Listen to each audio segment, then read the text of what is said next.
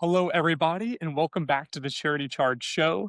This is Grayson Harris, and today we are pleased to be joined by Shelli Brunswick. She is both an author and speaker and has done some incredible work across many sectors, and really excited to dive into the really variety of work that she has done in her amazing career. Shelli, thank you for joining us today. Well, thank you so much for having me. I'm so honored to be with you and look forward to sharing insights about, as you said, nonprofits and charities and global organizations. Of course, I would love to start off, and if you could paint the picture a little bit of your journey, for our audience, and kind of how we've gotten to where you are today. Written a few books, one on the way. Tell me a little bit more about your background. Absolutely. Well, probably similar to many of your audience listeners who are running nonprofits. I have several chapters of my journey. I started in the U.S. Air Mm, Force. I did space procurement or space acquisition. So that started my space career, and we'll talk more about that later. I then, when I retired from the Air Force, went to work for a nonprofit. We did a lot of educational programs, kindergarten through 12th grade, teacher professional development, creating entrepreneurial accelerators and programs. So that was a wonderful opportunity. So I empathize with your listeners out there who are in the nonprofit sector. And then recently I started my own company where I can really be that motivational speaker and author where I can share those insights as well as the yeah. insights of others is a form of giving back. Incredible. As you've navigated and kind of transitioned to each one of these kind of spaces, what would be, a piece of advice or a lesson that really stuck with you, as especially you were in kind of the nonprofit space, that you would want to kind of share with our audience? Well, I think the most important thing and throughout that journey, that through line, we'll call it, is your team, your Mm, people you're working with. In the military, you're on a team. That's what makes every assignment, every job, everything you're doing. That's what really makes every day worth getting up and going into work. You're accomplishing great things together. Nobody goes to space alone, as we say. There's thousands of people behind that one astronaut that goes to space that makes that mission happen. So you have that commitment from the military, and I did space while I was in the US Air Force. There was no Space Force. So I was really that space person living that dream. And when I retired and went to work at a nonprofit, and I now am on the board of several of those, it's really important to have that team that has the same passion, buys into the vision you have that you're leading for your nonprofit so that they're on board with where you want to go, what you want to do. It's not mm. just a job for them. And then, of course, being a motivational speaker and author, it's really about the team. I am a solopreneur, as I tell people, but my husband's on the team as the COO. I have many partners and collaborators. And of course, in each book, I've interviewed 30 global thought leaders. So my team is very diverse and non traditional. They're not working for me, they're really collaborating with me because they want to be part of the adventure I'm on now, sharing that knowledge and insight and paying it forward. Incredible. And this aspect of team, I think it's a commonality that's brought up all the time within a nonprofit space. And there's definitely some competitive advantages that nonprofits have. This mission aligned work, having these individuals that are really bought into what the organization's doing.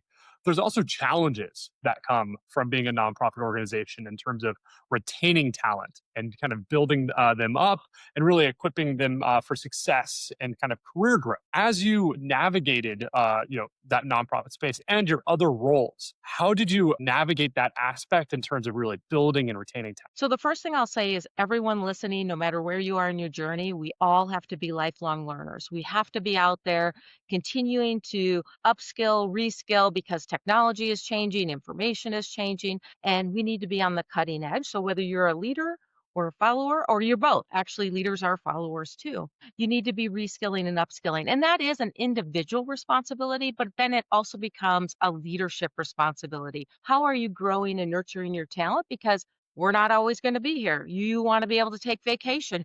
You might want to retire. You move on and become the chairman of the board for your nonprofit. So you need to be creating that succession planning. So the military does a really good job. Every so many years, they send you to training, you get promoted, you get new jobs and roles. It's a little more challenging when you go off on your own into whether it's private or public sector or nonprofit because you really have to navigate that. Hopefully, you get some good mentors and some good leaders and coaches who help you figure out where you need to be. But it's really on you to create that awareness and understanding. And in nonprofits, they may have some challenges that other organizations may or may not, which is, maybe funding. What's their level of funding to provide that leadership training to their team. And of course, you want to be training and investing in your team because you want them to stay with you. You want them to grow. You want them to continue to lead that mission and vision forward. So it's really important. And even now in my role where I'm running my own company, I'm taking classes all the time, online programs. I think, again, we need to be reskilling and upskilling. I come out of the space industry, but now I really talk about the total emerging technology space. So you're talking about artificial intelligence, robotics, cyber, advanced manufacturing. I can go on and on. That technology is evolving so quickly. One of the places I'll be this year, and I hope some of your followers might join me if they're in that emerging technology space, is I'll be at the Consumer Electronics Show in Las Vegas in January. And if you're going to be there, send me a note on LinkedIn. I'd love to connect and have coffee. Amazing. Something that came to my mind because you're actively sitting on a board or multiple boards of some nonprofit organizations, and you've also had the role kind of more on that executive side. If our nonprofit audience listening in, they're sitting in this executive seat and they see the value in really kind of building and enriching their team members through an education program or certification, and they're trying to communicate that value to their board, both from a board perspective and then from that executive perspective. How should you kind of communicate the value that really comes from doing that within an organization? Well, I think it's really important that you have to have a strategy. So you have to have a outreach strategy. Are you doing a capital campaign? You may be doing those every so many years depending on facility build. And those can be the hardest is the capital campaign, building brick and mortar. But you should always be doing some sort of campaign to be growing, to be increasing your programs. And that really starts with that plan. What is your communication plan? I mean, there's a whole bunch of plans, but what's your communication plan? What's your communication plan to your board? And then what's their communication plan? So whether they're actively fundraising for you, but even if they're not, people reach out like, hey, you're on the Manufacturers Edge board of directors. Tell me a little about it. What are you guys doing? You want to make sure your board of directors is able to articulate what they're doing, what your mission is, and how those individuals can help you. So you need to have a communication plan for your executive leadership team, for board members, for your team. They're out there in the community every day, picking up their kids at daycare, or dropping them off at school or in the supermarket. Hey, I know you work for Arrow AI. What are you guys doing for kindergarten through 12th grade? My 8-year-old is really excited about space. What are you doing about that? You want your team members to be able to advance that message. And it has to be in a format that's fun and easy to digest. So, one of the things I'm sure you've heard from other members is storytelling is the best way to do it. How can you move the needle with storytelling? And in addition to storytelling, you also want to have facts that can back that up. What are you doing to back up that story? What have you delivered? And if people continue to donate, here's how much more you could deliver. So it's really good that not only do you as the executive fundraising team, but to everybody who's part of your organization, anybody who's a stakeholder, they know how to communicate your mission, your vision, and how everybody can help that call to action. I love it. Could you share an example? Maybe whenever you're at Space Foundation or in your current board seats of building this story and really communicating that with a donor and something coming out of that. Well, absolutely. So the first thing I'll say is it's not one size fits all. So you might have that general message, but let's say once you've talked to somebody and they're really passionate about entrepreneurship. I know a person, he's done multiple businesses, he's, sold them, and he's really passionate about helping entrepreneurs start their journey. Okay, so what are some entrepreneurial opportunities that he could invest in that help him meet his needs? It's really about helping your donor, those stakeholders, helping them accomplish what they want to accomplish. He wants to we'll call him Jim. Jim wants to help other entrepreneurs become successful like he was. He wants to donate to programs that can help. So you want to find the way that your organization ties in with his goals and needs and helps him accomplish those and tie that in. So every message is really personal. And so whoever's doing fundraising for your organization or business development or relationship management, whatever you want to call it, it's really a full-time job. Some people think you can just have volunteers or part-time, but it's really a full-time job of management relations and really knowing how to connect with those donors and what are their goals and objectives and helping them be successful. That is incredible. Something that's a common theme. That was a great answer. And the idea of connecting the value that the donor sees and kind of their personal values than with the needs that you have within the nonprofit organization. And I think the way that you described it, it's almost a creative process in terms of really trying to brainstorm and connect all the pieces together, right? Absolutely. It's art and science, and it might be more art. Like you can read books on capital campaigns. You can go to some there's a lot of, networking events and conferences you can go to, but at the end of the day, it's really about sitting down and figuring people out. And it's not asking for money on the first time. It's about really building that relationship. I always call it, I don't have my coffee with me today, but I'll call it, the coffee meeting, the Coke meeting, where you get to sit down and really understand what somebody wants. And maybe that person, their goals don't tie in with your organization, but you know what you can do? Maybe you know an organization that they do tie into. Don't try to fit something or create a program that's not right for your organization because you want to get dollars. In the long run, it doesn't work out. What's best is you want to find individuals who can connect to your mission. So let's say Jim didn't have anything he wanted to do at Space Foundation. Let's say, he didn't have a thing. So I turned him over to a university that has an incubator. But Mm, Jim has a lot of friends who might be interested in capacity building in kindergarten through 12th grade and teacher professional development. And so, since he was happy that I was an honest broker, I'll call it, he introduced me to five of his friends who might be a better fit for my nonprofit. So, it's really about being that honest broker, really understanding what their needs are. Because the other thing is, you're going to come back and ask for money again. You don't just ask when you're in a nonprofit business, you don't ask for money just once. You are a repeat person. So you want to make sure you connect, you build a relationship, you're giving them mm. feedback on how you're spending their money. They're getting letters from kids who got to Being benefit from going to stewards. space camp. And then you're going to come back and ask for money again. So you want to make sure it's a good fit. What I have seen that can be a failure is just what I said is when nonprofits are just trying to chase funding. They create programs that don't really tie into their mission set, their vision, their values. The team doesn't buy in. And then long term, that doesn't work out as a long-term opportunity and it can hit or miss. So I Mm. really say tie in with what your core value is with those donors. You will find donors that believe in that. I love that, being kind of mission driven and not compromising in that value set. Absolutely. In Absolutely. incredible. I'd love to shift the conversation a little bit. You have this, illustrious career, and I think you kind of stepped down from your position within the Space Foundation late 2023 or so, and you really kind of stepped into this role of an author and speaker.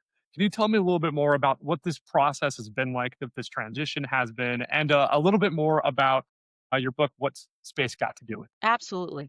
Well, when I retired from the Air Force, I actually had started considering starting my own company then and being a consultant. But the opportunity to work at Space Foundation as their chief operating officer was just so amazing. And I bought in to their mission kindergarten through 12th grade, Yeah. capacity building, teacher professional development. I really loved it. But I'd been there 9 years, and that desire to be an entrepreneur never went away. Mm, So in 2024, as you said, I started my own company called SB Global LLC. You have to have a legal entity. And it was really about the lessons I had learned from meeting with people and learning from them and my journey. And a lot of people would say, "Oh, do you have your insights written down?" Because I would mentor, coach, or give talks. And so it planted that seed that we should really be writing these things down. We need to be paying it forward to the next generation, being out there and able to talk to. So the first book came out called What Space Got to Do with It 10 Life Lessons for Personal Growth. And this really was the genesis. I was invited to be the commencement speaker at my alma mater, Colorado State University, Pueblo. okay. And when I was the commencement speaker, the president said to me, "Keep it real, keep it real. Students want to hear your real story, your real journey, ups and downs." And so the first three Authentic. yeah, so the first 3 lessons in the book came from that speech, and then the rest came from elsewhere. The other thing about the book is, yes, I share my insights from my journey, but I've interviewed over 200 global thought leaders. 30 of them are highlighted in the book, 3 per chapter, all over Mm. the world, different ages, different professions. Some are presidents of countries or former presidents of countries. Some are in the space industry, policy, diplomacy, entrepreneurship. So the goal that I'm highlighting is although I share a lesson learned, like take advantage of opportunities, the 3 other thought leaders also became successful because they took advantage of opportunities. So this life lesson Although I look at it through the lens of space, it will apply to anyone, no matter where you are in the world. So I've even had people from Ghana say, well, do you think I can be in the space industry? Well, if you look in my first book, you'll find several people who are from Africa who are now in the space industry, even though their country does not have a space program or even a space agency. They found their way. Is incredible. Well, you should be in my seat with how many with thought leaders you've interviewed. That is the fun part too. I talk about being that lifelong learner, and we'll go back to the beginning of our talk. And every time I meet with one of these thought leaders, I'm taking notes, I'm writing, I'm like, oh, that's so good. That's so good. Some of it reinforces what I've already outlined and I'm already working on for my third book in the series. But some of it is like, "Oh, I hadn't thought of it that way." And what a great way to continue to be a lifelong learner by hearing these perspectives from these other individuals who've had a different journey than I've had. I love that. And you mentioned writing your third book. I'd love to get some insight into how that process has been. What have you learned in these last two books that you're kind of implementing in the process to kind of assist you in that creative journey, and how has that been? So the first book was kind of that figuring it out. How do you write? How do you get efficient? Tools that are out there to help you, finding some independent reviewers. So the Mm. first book was kind of a learning experience. The second book came faster. Now the third book, I'm actually wrapping up the interviews for it, getting ready to write. And actually, the ideas are in my head. I just can't wait to start writing. I need to kind of wait. I'm holding myself back. I'm getting a few more interviews from a former president of a country. Stay tuned. Astronaut, stay tuned. Some really fun insight. But once I get those 30 interviews ready that I want to use in the book, then the writing process becomes easy. Then what I share with you is the writing is the fun part. That's the creative part. Then you have all the business part, just like running Yeah, a nonprofit. You've got your mission and then you got all the other stuff. So you're not only writing the book, you've got to manage the independent reviews, you got to manage the editor, you got to manage the marketing, the publishing. I publish with Amazon, love Amazon, KDP as a partner. I think they're amazing. So you then switch from fun writing creative mode to business mode of putting together an actual book. So I share with your thought leaders out there who are saying, hey, I've always wanted to write a book. She talked about it. Yes, writing the book is good. The other part is the part that can be challenging. And what I'll share with you yeah. is somebody once told me there's two kinds of writers in the world, those that have published and those that have not. Be in the first one. So you can get wrapped up in the back end, be in the front end, write the book, figure out how to streamline the admin procedural process and get it done. I love that. And as we come towards the end of the conversation, how should our guests get involved with the work that you're doing? Please share. Absolutely. Well, there's a few ways. Obviously, I'm a motivational speaker, so love to speak to your audiences. There could be an opportunity, whether it's in person or virtual. I can even do some workshops on the book. I've done some globally for some student organizations as well. And then, of course, you can check out the book. It's available on Amazon. And in addition to the book, they're on my YouTube channel, Shelli Brunswick. There's webinars that I've Mm. interviewed the 30 thought leaders in this book as well as the second book. So you can sneak peek those and be like, oh, I want to learn more from that leader. So you can check out the video, buy the book, and follow me on LinkedIn. And I've also set up this new thing.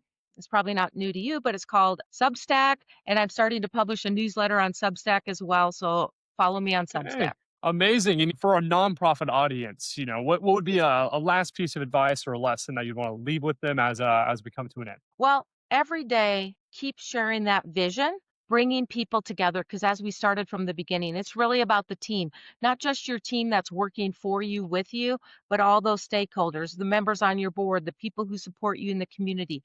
You want to be able to share that vision and be the light that brings that vision to life through those stakeholders. That's how you can exponentially grow. Shelly, thank you for that final note and for coming on and sharing more about your incredible journey and what you're up to today.